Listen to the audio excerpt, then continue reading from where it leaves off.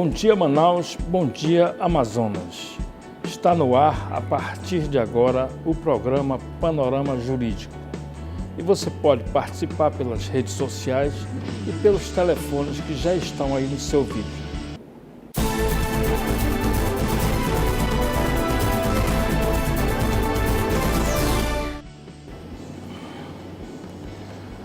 O desemprego ocorre quando um trabalhador é demitido do emprego. É uma situação difícil para o trabalhador e sua família, porque gera problemas financeiros e, em muitos casos, problemas psicológicos, como depressão e ansiedade. As principais causas do desemprego são a baixa qualificação do trabalhador. Muitas vezes há emprego para a vaga que o trabalhador está procurando, porém, o mesmo não possui formação adequada para exercer aquela função. Nas últimas décadas, houve substituição de mão de obra por máquinas. Muitas vagas de empregos foram fechadas, porque muitas indústrias passaram a usar máquinas na linha de produção. No setor bancário, por exemplo, o uso de caixas eletrônicos e desenvolvimento do sistema Bankline também gerou o fechamento de milhares de vagas. Quando um país passa por uma crise econômica, o consumo de bens e serviços tende a diminuir. Muitas empresas demitem funcionários como forma de diminuir custos para enfrentar a crise. Os custos de contratação de empregados no Brasil são muito elevados. Muitas empresas optam por aumentar as horas extras de seus funcionários a contratar mais mão de obra. O pleno emprego ocorre quando, em um país ou região, todos os trabalhadores em situação de trabalho encontram-se empregados, ou seja, o mercado de trabalho está em nível de equilíbrio. É uma situação extremamente favorável para a economia de um país. Segundo o IBGE, no terceiro trimestre deste ano de 2016, a taxa de desemprego no Brasil ficou em 11,8%. Foi o maior índice desde 2012. De acordo com o IBGE, no final do terceiro trimestre de 2016, 12 milhões de trabalhadores procuraram emprego, porém não obtiveram sucesso e continuaram desempregados. O desemprego real no Brasil pode ser bem maior do que os 11,6 milhões divulgados oficialmente pelo IBGE. Vamos a um breve intervalo e voltamos já com a entrevista da semana. Não saia daí.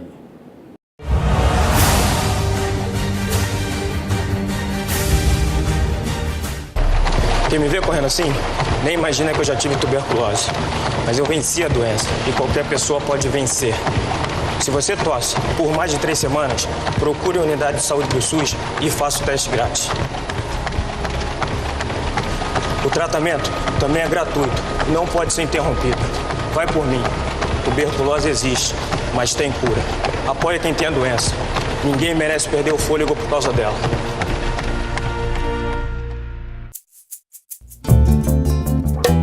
O seringueiro tem como instrumentos da sua lida a faca, forma ou tariboca, quando golpeia o tronco para sangrar e entigelar o leite da seringa, que será látex. No ciclo da borracha, o seringueiro foi chamado de soldado e herói, e sua herança de conhecimento do corte da madeira até a defumação do látex para uso perdura até hoje. Vida e Arte, Band Amazonas.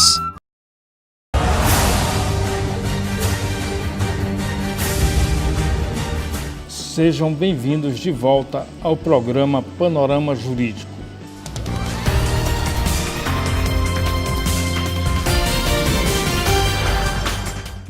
E o nosso entrevistado de hoje é o Dr. Davi Cunha Novoa, formado em Direito pelo CIESA, administrador de empresas pela Universidade Federal do Amazonas, UFAM, expert em gestão empresarial pela Fundação Getúlio Vargas, especialista em engenharia de produção e gestão da qualidade, diretor da Federação das Indústrias do Estado do Amazonas, auditor líder ISO 9001, presidente da Comissão do Advogado Iniciante e Conselho OAB Jovem, ambos da OAB do Estado do Amazonas, membro do Colégio Nacional da Jovem Advocacia. Bom dia, doutor. Muito obrigado pela sua presença. Bom dia, doutor Eliezer. Cumprimento não só o senhor, mas toda a sua equipe de produção, em especial os telespectadores do seu programa. Para mim, é motivo de muito orgulho e de muita honra poder falar um pouco sobre a jovem advocacia aqui no Panorama Jurídico, e eu desde já renovo os mais sinceros agradecimentos pelo convite que me foi feito. Ok, muito obrigado também pela sua presença. O senhor, como presidente da Comissão do Advogado Iniciante da OAB do Estado do Amazonas, seccional do Amazonas, o senhor poderia dizer qual o projeto, quais são as metas que o senhor pretende implementar nessa função tão importante? Existe também uma determinação do Conselho Federal que estabelece como que deve seguir os passos do advogado iniciante. Ao falar de jovem advocacia ou de advogados iniciantes ou advogados em início de carreira, é imprescindível que nós tenhamos em mente o conceito de jovem advogado. Nos termos do provimento 162 de 2015 do Conselho Federal da OAB, na então gestão do Dr. Marcos Vinícius, ele elenca como sendo advogado em início de carreira todo profissional que tem até 5 anos de inscrito nos quadros da ordem. Então, esse é o parâmetro de tempo para que nós possamos abarcar o universo dos advogados iniciantes. Eu costumo dizer que, ao falar de jovem advocacia, nós estamos falando de um público com uma representatividade muito forte no presente. Veja bem, nós temos entre 30% a 40% do universo total de advogados inscritos na Ordem dos Advogados do Brasil.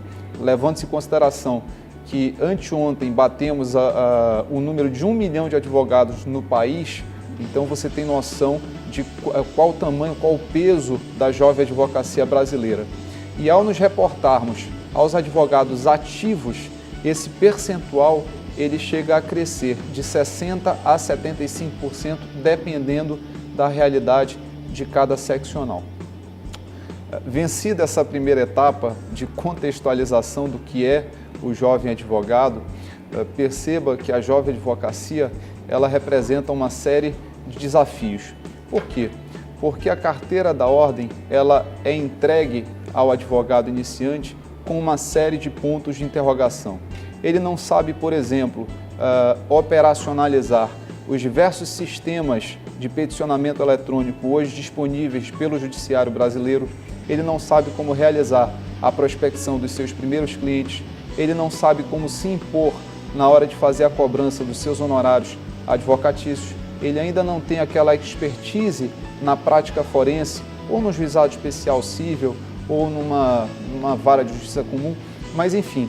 E o desafio da Comissão do Advogado Iniciante do OAB Amazonas é exatamente o de proporcionar aos jovens advogados amazonenses todos os instrumentos e ferramentas necessários ao pleno exercício da sua função, do seu ofício de advogado nesses primeiros anos. E nesse sentido, o Dr. Marco Aurélio Choi, a doutora Adriana Mendonça, a Escola Superior da Advocacia, Caixa de Assistência dos Advogados, o Tribunal de Ética e Disciplina, as outras comissões da OAB, Comissão OAB Universitário, têm sido absolutamente parceiros da Comissão de Advogado Iniciante para que nós possamos levar a êxito todos os nossos projetos.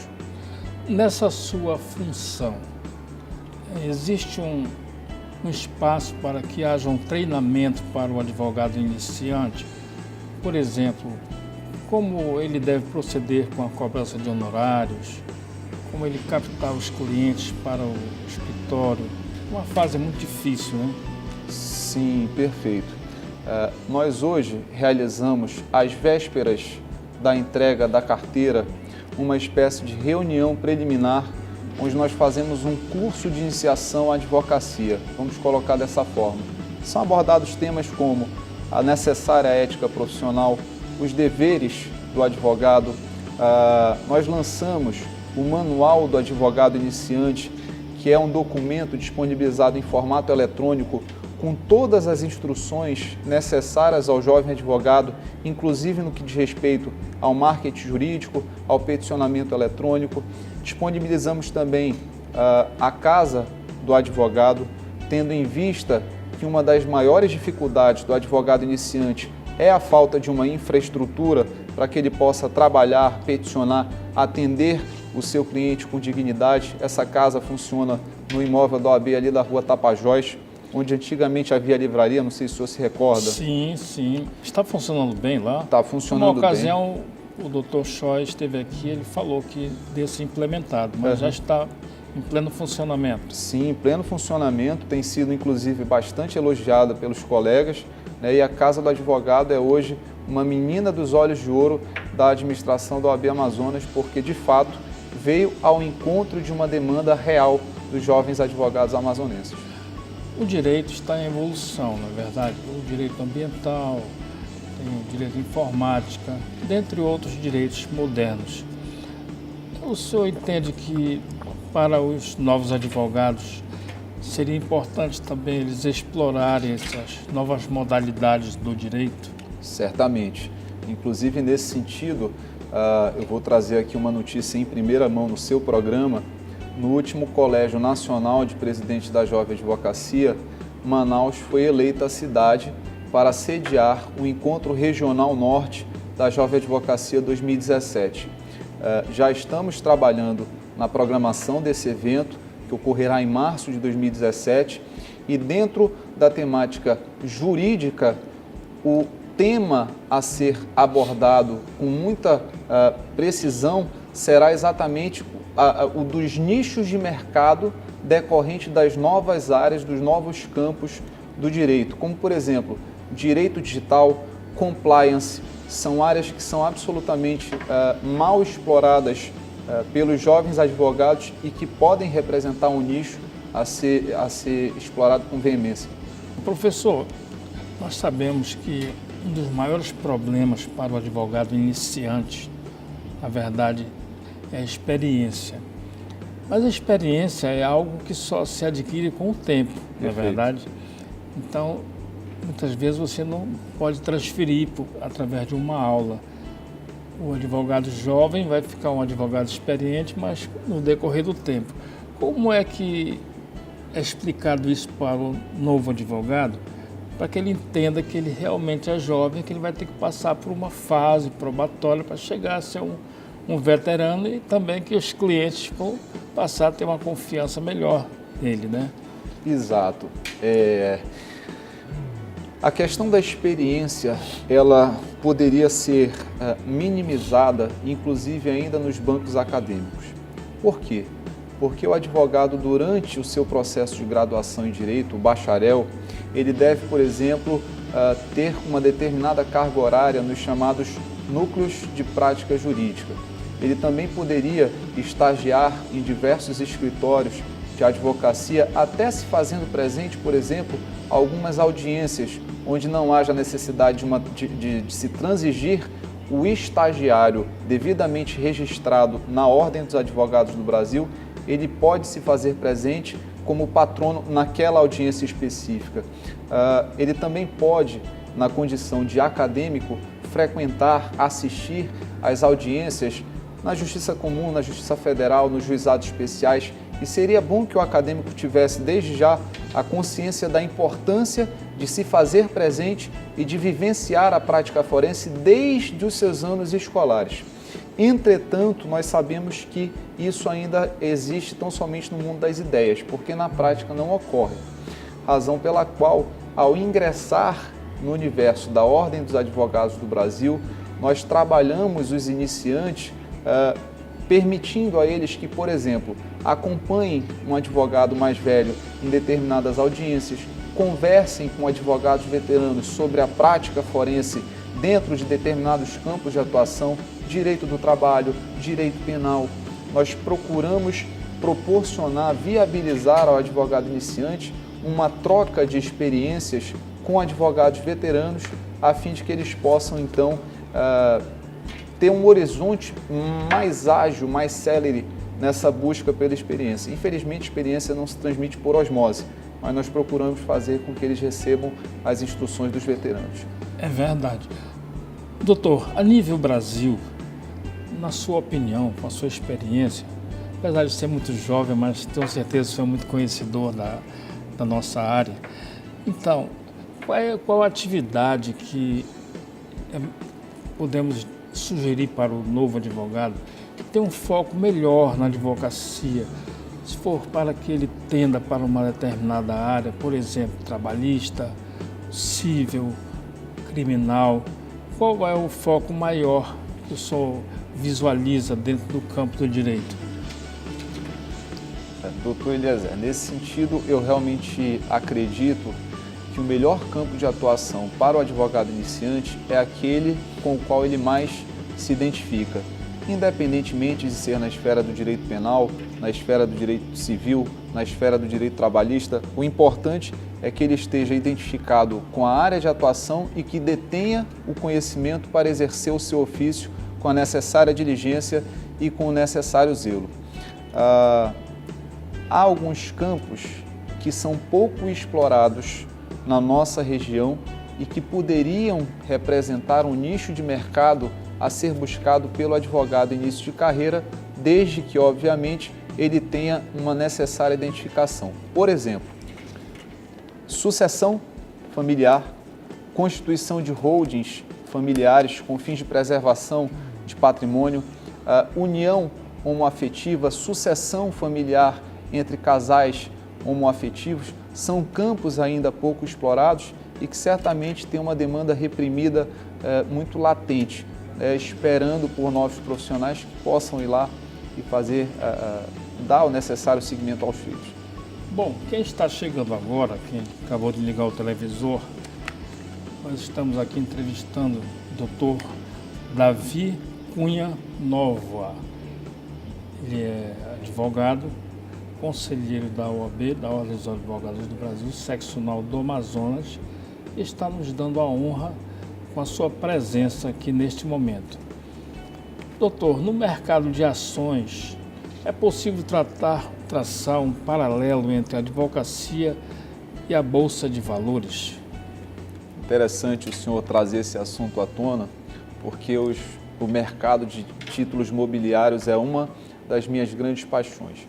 Eu costumo dizer que, assim como a advocacia é essencial à constituição e ao fortalecimento da democracia brasileira, também a Bolsa de Valores e o mercado de ações é imprescindível ao fortalecimento da nossa economia. E uma das práticas que permeia o universo do investimento em títulos mobiliários é exatamente a capacidade de mitigação de risco dos investidores.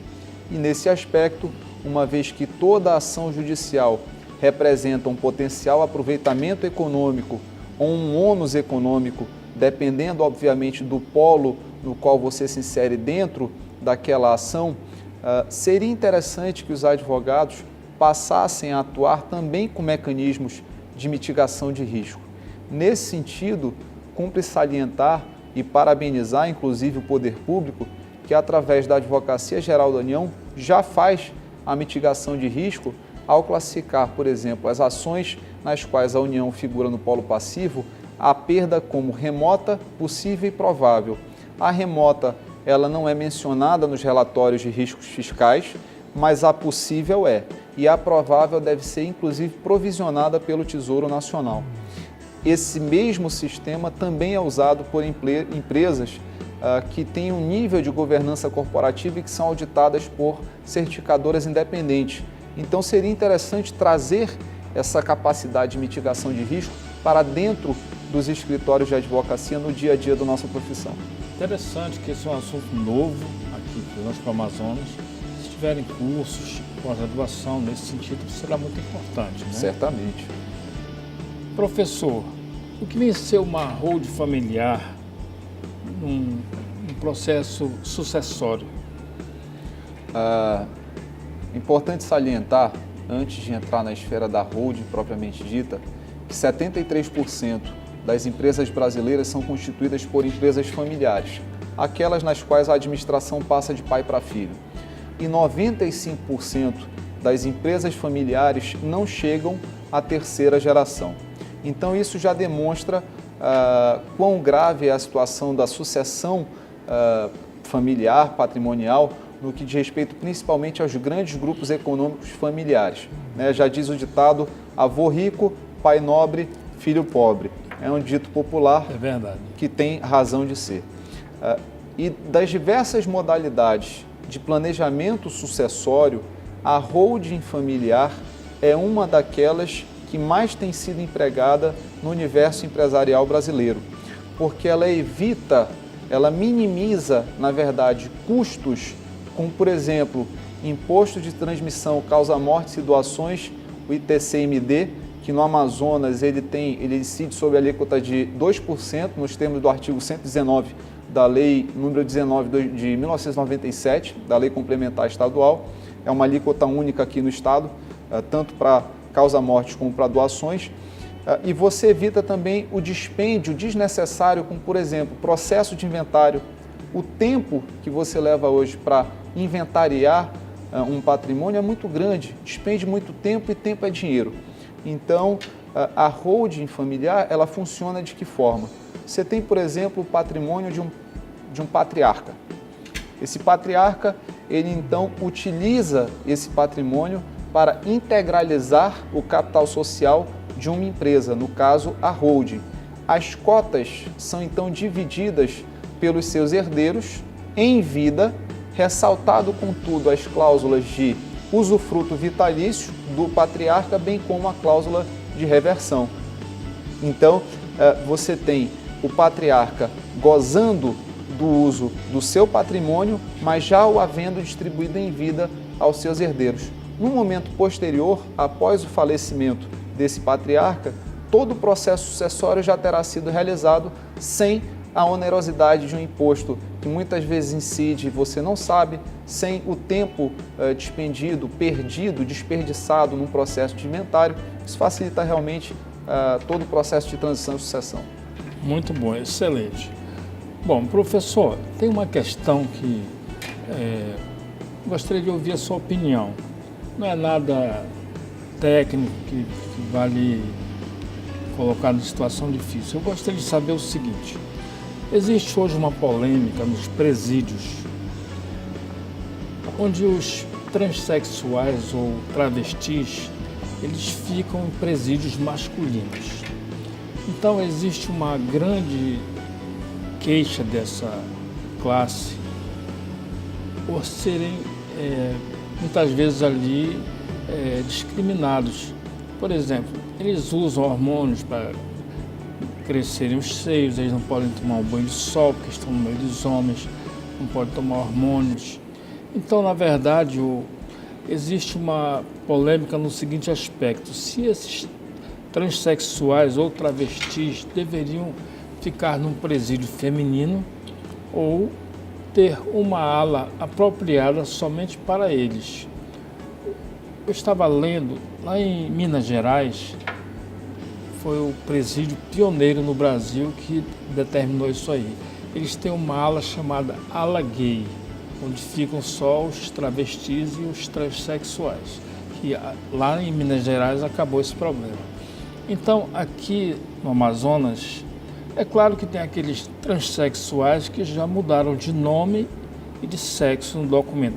Esses aí, se ocorrer uma situação de um delito, certamente eles vão diretamente para o presídio feminino. Perfeito. Não é isso? E, na sua opinião, assim, pessoal, o senhor acha que deveria ser solucionado esse problema? Alguma coisa paliativa para atender? Já houve casos de transexuais a nível Brasil que suicidou-se porque a pressão era tão grande, tirou a privacidade, que cometeu suicídio. Mas, no seu ponto de vista, o que o senhor acha que poderia ser feito nessa situação aí? Eu parto do pressuposto de que a nossa Constituição ela está acima de tudo. Então, quando você pega, por exemplo, o artigo 1º, inciso 3º da Constituição, ele elenca a dignidade da pessoa humana como sendo um dos fundamentos basilares do Estado Democrático de Direito. Muito embora a questão da identidade de gênero seja uma questão polêmica e recente, mas é necessário frisar que ela é uma realidade e que a identidade de gênero ela faz parte, ela é indissociável da dignidade da pessoa humana. Exatamente por esse motivo, quando você tem a dignidade da pessoa humana como fundamento do Estado democrático, você percebe então que é o Estado que existe em função do indivíduo e não o contrário. Em assim sendo, é absolutamente plausível, salutar que o Estado, numa questão como essa, promova àquelas pessoas que têm uma identidade de gênero diversa do local, do ambiente onde se insere, que promova a elas a sua necessária segregação e que as coloque em um ambiente reservado. Isso faz parte da dignidade de cada um. Muito bem, professor, parabéns. Seu pensamento foi excelente. Tenho certeza que serviu para muitas pessoas que talvez estivessem com dúvida, mas muito coerente, a dignidade da pessoa humana, enfim, muitos aspectos interessantes que o senhor ressaltou aí.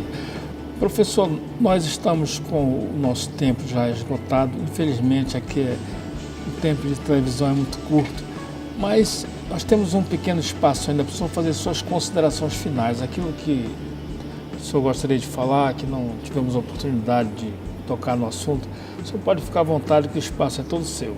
Eu agradeço ao senhor. A única consideração que eu gostaria de fazer, enquanto penalista, na verdade, enquanto advogado criminal, vem no sentido de uma necessária reforma do Código de Processo Penal. Nesse aspecto, nós temos aí o projeto de lei 8.045 de 2010, que está no Senado Federal, aguardando o parecer do relator, mas que traz para o universo do processo penal um processo penal acusatório, tirando do juiz o papel de investigar e colher provas e transformando num julgador de fato. Nós temos hoje o Código de Processo Penal de 1941, né? Um Código de Processo Penal da época do Estado Novo de Getúlio Vargas, onde Filinto Miller era famoso pelas sessões de tortura na chefatura da Polícia Civil da Polícia do Rio de Janeiro. Então, assim, na esfera do processo penal, eu vejo que estamos tendo alguns princípios sendo vilipendiados, inclusive o de presunção de inocência, a própria dignidade da pessoa humana, e basicamente era isso. Mas eu agradeço imensamente a oportunidade de me fazer aqui presente, renovo os meus agradecimentos não só ao senhor, mas a toda a sua equipe de produção e aos telespectadores que nos assistiram, e coloco a Comissão de Advogado Iniciante à sua inteira disposição. Muito obrigado mais uma vez, professor. Quem chegou agora no final, a entrevista foi com o Dr. Davi Novoa. Ele é conselheiro da Ordem dos Advogados do Brasil, seccional do Amazonas. Bom, o programa Panorama Jurídico de hoje fica por aqui. Agradecemos a atenção de todos, aqueles que participaram pelas redes sociais, pelos telefones. Tenham todos um excelente final de semana.